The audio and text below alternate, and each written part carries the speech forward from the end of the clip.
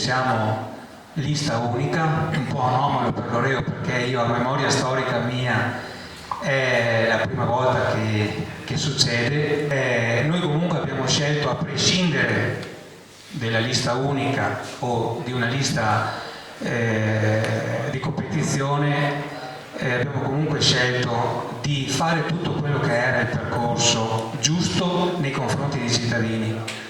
Che qualcuno mi ha detto: ma perché fai la campagna elettorale, perché fai il vicino, perché fai la presentazione della lista e del programma?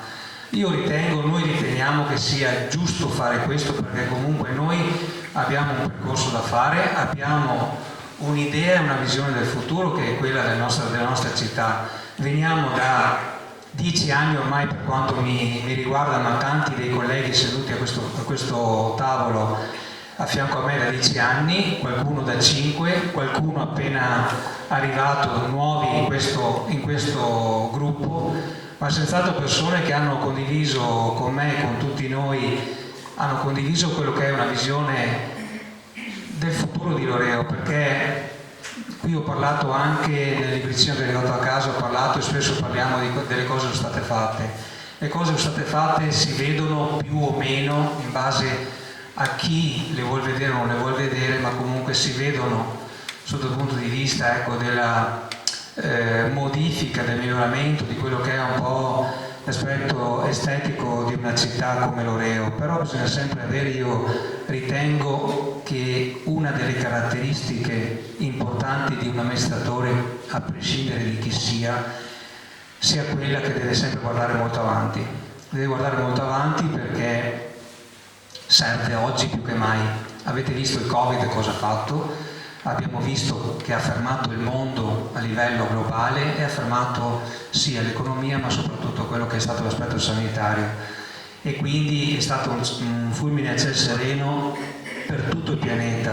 Quindi ci ha insegnato anche quella cosa lì, storicamente parlando, che è recente, ci ha insegnato a capire che dobbiamo comunque avere sempre una visione più lungimirante possibile per il bene pubblico, soprattutto per i nostri cittadini, ma anche per uno sviluppo che sia uno sviluppo serio e sano di un territorio.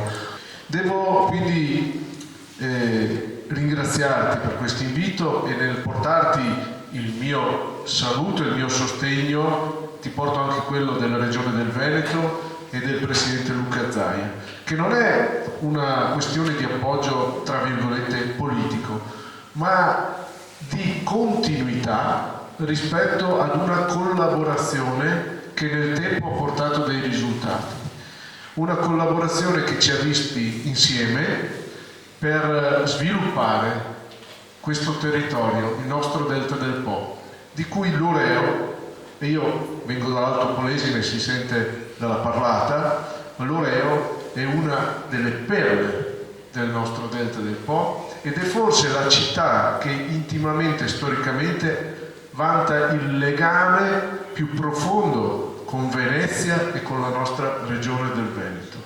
Quindi io sono orgoglioso quando si parla di Loreo a Venezia, quando si parla di Loreo nell'ambito del parco del Delta del Po e quando si parla di Loreo per sviluppare dei progetti che sono progetti per Loreo, per le infrastrutture e per lo sviluppo di tutto il territorio. Guardavo prima la tua lista, con molte persone avevo già avuto occasione di scambiare delle opinioni e di conoscerle nell'ambito della precedente esperienza amministrativa, ma è una lista fatta di gente che lavora, di gente che si dedica non solo all'attività tra virgolette amministrativa, ma che nella propria comunità ha un ruolo importante, lavorativo, di contributo alla comunità. Vi lascio a voi con l'entusiasmo di chi ha parlato adesso, di questa squadra. Grazie e ci vediamo l'8 e il 9. Grazie.